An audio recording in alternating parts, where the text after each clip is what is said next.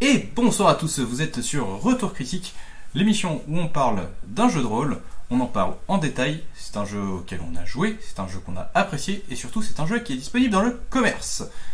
Pour changer, je suis avec mon propre petit vermisseau radioactif, Pierre.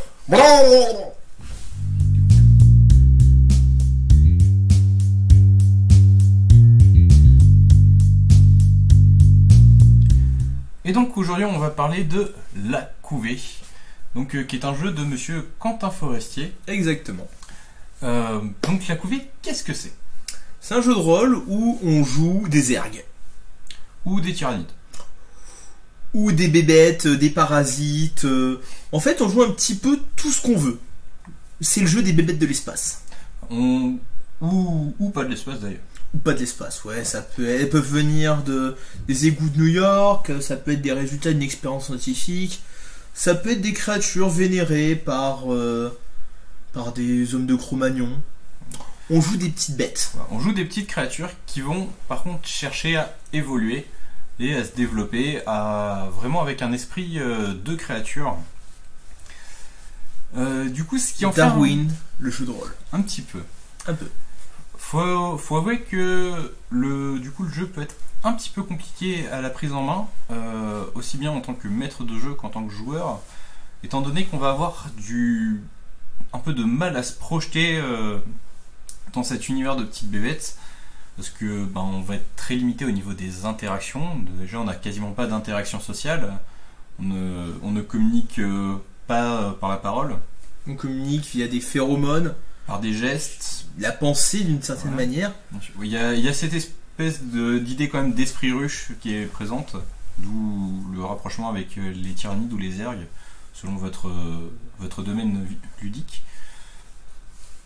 Mais voilà, ça c'est quand même quelque chose qui est un petit peu compliqué à jouer, et ça va être aussi quelque chose qui va être compliqué à maîtriser, parce que il va falloir décrire ce que les créatures voient à leur échelle, à leur niveau de connaissance, qui peut être très très faible.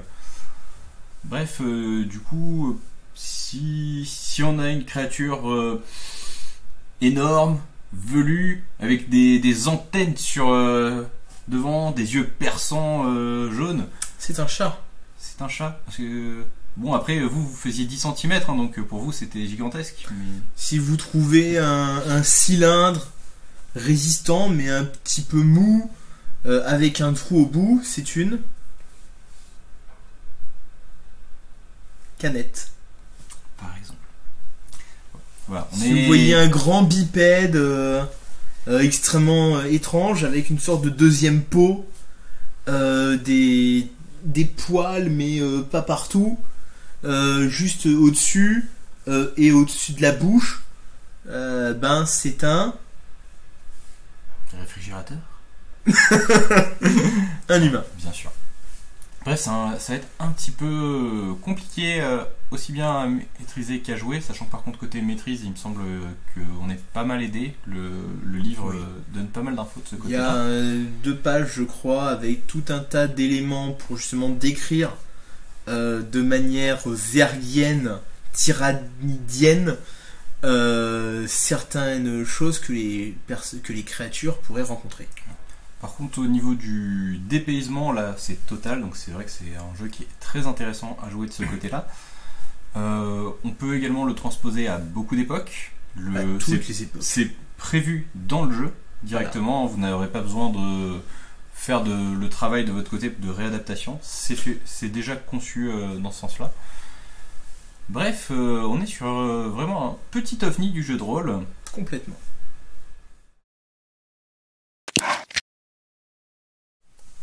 Donc son univers, comme on disait, c'est quelque chose qui est très original. On est sur des petites créatures, D'univers. voire des grandes créatures, dans toutes les époques. Dans toutes les époques, dans toutes les dimensions.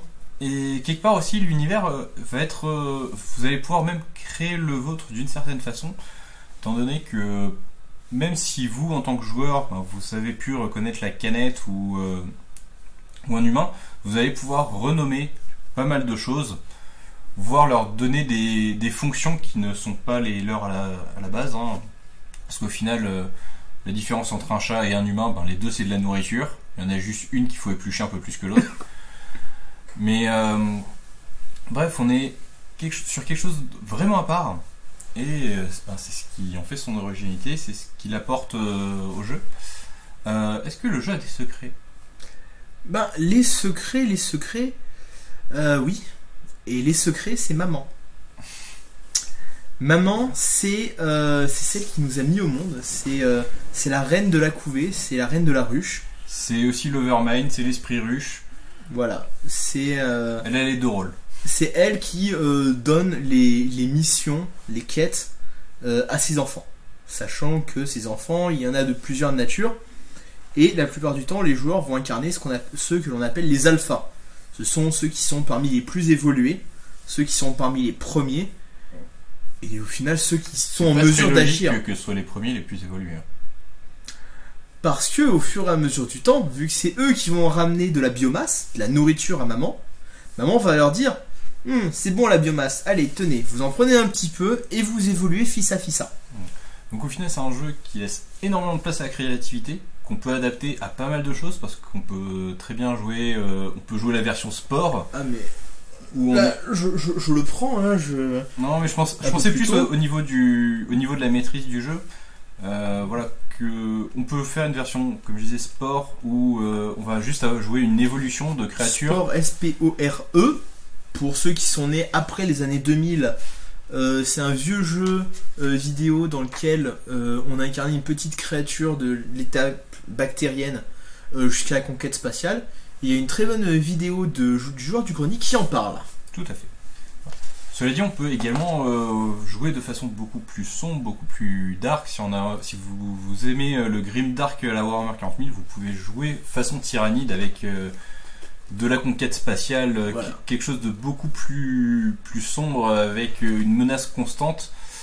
Bref, il y a pas mal de façons d'adapter le jeu selon le type de MJ, selon ce qu'on a envie d'en faire. On peut avoir un truc aussi bien tout mignon qu'un truc vraiment très sombre et très oppressant. Et c'est ça, je trouve ça très très sympa. Comme je le disais, donc en version médiévale, avec des idées pour le début. Vous avez. Est-ce qu'on va introduire la magie? Est-ce que voilà.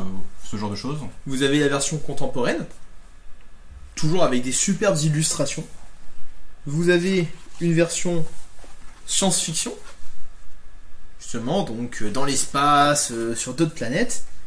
Et vous avez ce qu'ils appellent la version univers alternatif, où là encore vous avez quelques petites idées de comment mettre tout ça en place, sachant que donc le concept un petit peu du jeu, c'est l'évolution de la ruche. La ruche commence avec maman, vous et quelques bâtisseuses, et au fur et à mesure que vous allez avancer, vous allez changer de ruche. Vous allez prendre une ruche plus grande, puis vous étendre, gagner en taille, en population, etc. Et c'est prévu dans le jeu que les créatures donc vont du petit nid jusqu'à la conquête multivers, la conquête du multivers. C'est vraiment prévu entre guillemets dans les règles du jeu.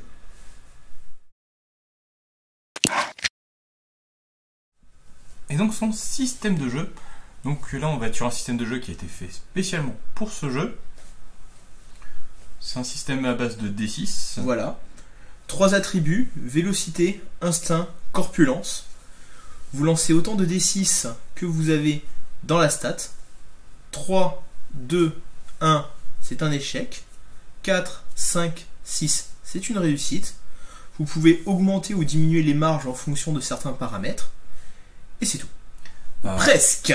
Presque, parce qu'il y a quand même énormément plus dans le système de jeu, parce qu'on va avoir notre indépendance et l'esprit ruche pour savoir, parce qu'au final on va pas pouvoir lancer n'importe quoi comme dé, on a un pool de dés qui est limité. Voilà, chaque joueur possède un certain nombre de D6 qui sont personnels. Et vous en avez très peu. Voilà. Ensuite, il y a un lot de D6 qui est commun à toute la table, qu'on appelle l'esprit ruche, qui par contre lui est beaucoup plus assez important. Voilà. Sachant que maman peut injecter des D6 à tout moment. que le maître du jeu peut, selon les situations, selon la manière dont les joueurs jouent, rajouter des D6 histoire de faire avancer le jeu. Sachant que les joueurs ne peuvent pas piocher, puiser plus qu'un certain nombre de dés à chaque fois. Ouais, donc ça a été dit, c'est par rapport à sa compétence. Voilà, pas plus que le niveau de la compétence. Donc 2 dés de sa réserve personnelle, 2 dés de la réserve collective s'il a 2 dans un attribut, 2 qu'il a la statistique de base. Sachant que du coup on va pouvoir perdre définitivement ces dés lorsqu'on va échouer nos jets de dés. Voilà. Tout simplement. Une fois qu'il y a un échec, le dé sort de la partie et ne revient pas. Sauf s'il est perdu lors d'un combat. Après, ils reviennent au bout d'un moment, bien entendu, mais il faut pour cela que les joueurs reviennent jusqu'à la ruche, jusqu'à la base, pour pouvoir régénérer tout ça, ou qu'ils fassent du repos. Ouais, c'est un système de jeu qui est très intéressant, qui du coup correspond bien à cet esprit ruche, et c'est ce qu'on ressent quand on y joue. Voilà. Pour information, le jeu Meute utilise un système similaire. Toujours à base de D6, toujours cette fois, pas avec l'esprit ruche, mais avec l'esprit de Meute. Ça sera un peu différent, je pense qu'on en parlera dans la vidéo sur Meute. Voilà. On en aura déjà parlé dans la vidéo sur Meute, selon quand sortira cette vidéo. Ensuite, du coup, niveau évolution, parce que là aussi c'est très intéressant, la progression en jeu, sachant qu'on peut très bien progresser au cours de la partie et pas forcément à la fin du scénario. Voilà. Lorsque les joueurs rencontrent des créatures possédant de la biomasse, des humains, des chats, Des choses qui se mangent. des trucs qui se mangent, exactement, des trucs qui se mangent pour eux, hein. Nous ne cautionnons pas l'exploitation animale, tout ça. Les humains, vous pouvez y aller, il y en a trop. Ouais, exactement, 7 milliards, ça fait beaucoup. Bref, une fois qu'ils ont ramené de la nourriture à la base, maman les récompense en leur donnant des points de biomasse. Dans l'absolu, en gros, ils bouffent. C'est limité et ces points de biomasse permettent de débloquer de nouveaux pouvoirs, de nouvelles mutations, de nouvelles compétences. Ça peut être la création de mains, parce qu'à la base ils ont juste des petites griffes comme ça. Ça peut être la création d'une queue, de tentacules, ça peut être vous pouvez développer des ailes, vous pouvez développer la possibilité de cracher de l'acide, du feu. Il y a tout un tas. Voire d'utiliser une certaine forme de magie. Voilà. Et vous allez pouvoir développer des pouvoirs psychiques, voilà. il me semble. Oui. Et il y a vraiment beaucoup de possibilités. Il y a tout un arbre de compétences. Une fois de plus, je reprends mon bouquin. Donc c'est vraiment une création à la carte. Vous allez pouvoir vous orienter, sachant que vous allez être quand même limité au niveau des mutations. Il va falloir que vous récupérez un palier pour pouvoir débloquer le suivant, etc. etc. Vous n'allez pas pouvoir tout débloquer d'un coup. Ce qui fait que vous pouvez... Il va falloir un petit peu planifier sur le long terme. Et peut-être vous allez développer des choses dont vous n'aurez absolument plus besoin le moment venu. Vous pouvez... Par exemple, si vous avez longtemps vécu dans des grottes, vous pouvez très bien avoir votre créature qui va vouloir développer une compétence à grimper au plafond, histoire de vraiment pouvoir utiliser l'intégralité de l'espace. Sauf que le temps qu'elle y arrive, elle pourrait être entre-temps avoir sorti de la ruche et avoir besoin d'ailes et de choses de ce type-là. Sachant qu'il y a 3 mutations qui sont secrètes. 3 mutations qui sont cachées, auxquelles les joueurs n'ont pas accès. La plupart sont visibles, comme vous avez pu le voir. Ces 3 mutations requièrent certaines évolutions, certaines prérequis pour pouvoir être débloquées. Voilà, sachant qu'il y en a une, les prérequis sont extrêmement précis. Ça peut être une stat minimum à 6, plus le fait d'avoir consommé de la biomasse venant de tel type de créature, pour pouvoir se dire, il y a cette évolution-là qui peut exister. Voilà, mais je ne la révélerai pas. Et il y en a 3 comme ça, sachant que rien n'empêche le maître du jeu de rajouter encore d'autres mutations secrètes. Du coup, le jeu est plutôt orienté campagne, je dirais. Même si ça fonctionne en one shot. Ça fonctionne en one shot, mais c'est un peu dommage. En fait, ce jeu est orienté vers ce que je vais appeler une campagne fleuve. Un peu comme dans les mangas fleuves. Ce sont des campagnes ou des mangas qui sont très très longs. Et au final, ben, il n'y a pas vraiment de ligne directrice. En fait, ça se fait plus par arc. Dans les mangas, il y a à chaque fois le premier arc, puis on a fini ça, et puis on enchaîne sur un deuxième arc, puis on arrête, puis on fait un troisième arc, de temps en temps en faisant des références, etc. Ce jeu, vraiment, vous avez le premier arc qui est le développement de la ruche, le deuxième arc c'est la ruche qui va plus loin, puis la ruche qui sort, puis la ruche qui fait la conquête de ci, puis qui fait la conquête de ça, etc. etc. Ça fonctionne. Je sais pas si on peut parler. Tout tourne autour de la ruche, au lieu de tourner vraiment autour des personnages. Autant les personnages peuvent évoluer de beaucoup de façons différentes, mais au final, ça reste presque un individu lambda comparé aux autres. Je me dis que même si on meurt dans l'histoire, on peut très bien être remplacé par un autre alpha sans que ce soit spécialement handicapant. Ça peut se gérer comme ça, ou alors il y a quand même un système de résurrection. Voilà, le corps est ramené à maman, maman arrive à faire ressusciter, mais fait perdre une partie des pouvoirs comme punition pour avoir échoué dans la mission, etc. etc. Et du coup, sur une campagne long terme, on va vraiment chercher à développer notre ruche. C'est une campagne à un pro, voilà, c'est ça que je cherchais, c'est une campagne à un pro. On commence, ok, vous êtes des petites créatures, qu'est-ce que vous faites? D'accord, ok, bon, vous passez par là, bah vous trouvez ça, bah vous trouvez ça, et au fur et à mesure que les joueurs avancent, le maître du jeu improvise. Ok, ben là, qu'est-ce que je vais pouvoir mettre pour faire débloquer ci, pour faire ça, etc. Ok, vous sortez de la ruche. En dehors de la ruche, ben, vous vous rendez compte qu'en fait, il y a des arbres. Bon, là, je vais parler en langue normale. Hein. Vous vous rendez compte qu'il y a des arbres, et puis vous voyez une créature qui vient, et puis ci, et puis ça, et puis vous avancez. Typiquement, c'est un jeu à campagne improvisée. Voilà, sachant que vous pouvez très bien partir avec, bien entendu, des scénarios écrits, complets. D'ailleurs, le livre de base contient un scénario. Il y a un kit d'initiation qui contient aussi un scénario. Les deux sont faisables, mais selon moi, c'est un jeu à campagne improvisée.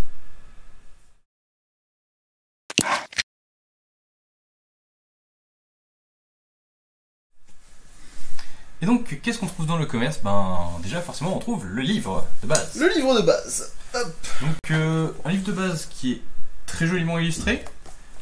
Vous avez pu en voir quelques-unes jusqu'à maintenant. Donc là, vous avez un tas de terre très joliment illustré. Qui est plutôt bien écrit, qui est bourré de petits easter eggs qui sont vraiment très très sympas, qui vont apporter un truc. Première mue, septembre 2019. Par exemple. Au lieu de première édition, bien sûr. Bref, c'est plutôt sympa. Du coup, ce livre de base, en plus, il me semble qu'il est pas très cher. Il est à 20 €. Ce qui est vraiment pas cher voilà. pour un jeu de rôle complet. Est-ce qu'on a d'autres choses qui sont déjà disponibles? Alors, il y a un kit d'initiation gratuit qui est disponible sur le site de l'éditeur. Donc, l'éditeur, c'est Synapse Édition. Sachant que pour le livre de base, il n'est disponible qu'en impression à la demande. Sur le site, dont j'arrive pas à prononcer le nom, Drive-Thru, voilà. Sachant que donc... Avec qui nous ne sommes pas partenaires, donc ainsi s'achève cette vidéo, merci. Voilà, si vous voulez acheter, vous pourrez pas nous payer de café. Mais en même temps, voilà, vous avez juste à chercher le nom du livre, vous le trouverez relativement facilement. Voilà. Voire je vous mettrai quand même le lien dans la description. Voilà. Sachant que vous pouvez l'acheter au format physique, où il coûtera au final 25 € à peu près, frais de port inclus si ma mémoire est bonne, ou vous pouvez le prendre juste au format PDF qui est à 5 ou 6 €, ce qui est vraiment pas cher, ce qui est vraiment donné pour le bouquin, sachant que si vous l'achetez en physique, le PDF est offert. Voilà. C'est quand même cool. Ce qui est quand même assez cool. Voilà, sachant que donc dans le bouquin, comme je disais, donc il y a un scénario d'une 20aine de pages, vous avez toutes les règles, vous avez le lexique, vous avez l'évolution, vous avez la création de personnages, vous avez des idées de scénario, qu'ils soient courts ou longs, justement, ce que je vous disais, hein, les campagnes fleuves, les campagnes d'improvisation, récolter de la biomasse, tuer cet humain, évasion, énergie corruptrice, invasion, souterrain, manipulation, temple originel. Vous avez tout ce dont vous avez besoin. Vous avez tout ce qu'il faut, voilà. Est-ce que, par contre, il y a des choses qui sont prévues ou est-ce que c'est tout pour le moment? Alors, Pour le moment, il n'y a pas grand chose de prévu. Peut-être quelques scénarios de l'auteur qui devraient sortir sur le site. Voilà, sachant qu'il y a une page Facebook qui est quand même plutôt bien fournie, où maman répond tout le temps. Voilà. Mais pour le moment, je pense qu'on se cantonnera juste à quelques petits scénarios qui sortiront par-ci par-là. Du coup, est-ce qu'il y a des suppléments qu'on aimerait voir? Je pense peut-être un écran déjà. Un écran, même si voilà, un écran avec une illustration qui soit vraiment prévue pour. Voir les descriptions pour les avoir sous la main. Voilà. De rien, c'est toujours pratique en cas de panne. Voilà. Le système de jeu est plutôt simple, donc je pense pas vraiment qu'il y ait besoin de tableau ou de choses comme ça sur un écran. Non, vraiment pas nécessaire. Mais c'est vrai qu'il y a vraiment de très jolies illustrations et que ça serait quand même assez sympa si on avait un écran qui serait adapté au jeu. Sachant que sur le site, vous pouvez trouver aussi... je suis obligé de montrer la fiche perso. C'est vrai. Parce que la fiche perso est magnifique. Avec justement, sur chaque écaille, la possibilité de noter les mutations. Voilà, sachant que les fiches perso... ainsi que le tableau des mutations que je vous ai montré précédemment sont disponibles au format PDF direct sans problème. Voilà, non, mais moi ce que j'aimerais, c'est un écran. Voilà, c'est vraiment un joli écran. Parce qu'encore une fois, il y a tout, déjà les différents univers ont été abordés dans le jeu, le système est complet. Il y a pas, je pense pas qu'il y ait besoin d'avoir plus d'évolution parce qu'il y en a déjà énormément. Je pense que plus ça serait trop. Bref, c'est un jeu qui est complet. Simplement. Voilà. Pas grand chose à dire qu'un seul volume. Voilà. Et donc, qu'est-ce qu'on a pensé de ce jeu? Encore une fois, c'est un jeu qui est pas à mettre entre toutes les mains. C'est un jeu qui est difficile à jouer. C'est un jeu qui est difficile à maîtriser. Mais une fois qu'on est lancé dedans, c'est l'éclate. Après, c'est très dépaysant. C'est très très sympa. C'est extrêmement original comme type de jeu. Même si encore une fois ça peut être un petit peu déroutant. Il est pas cher du tout, ce qui est quand même un avantage non négligeable. Voilà, avec un PDF qui a 6 €, une version physique qui a 25 €, frais de port inclus. On a vu des jeux de rôle moins bien écrits, beaucoup moins digestes pour beaucoup plus que ça. Sachant encore une fois que le livre est bourré de petits clins d'œil très drôles. Donc je pense qu'on peut recommander vivement l'achat de la couvée. C'est pas que tu penses, c'est qu'on le recommande. Nuance. Ouais.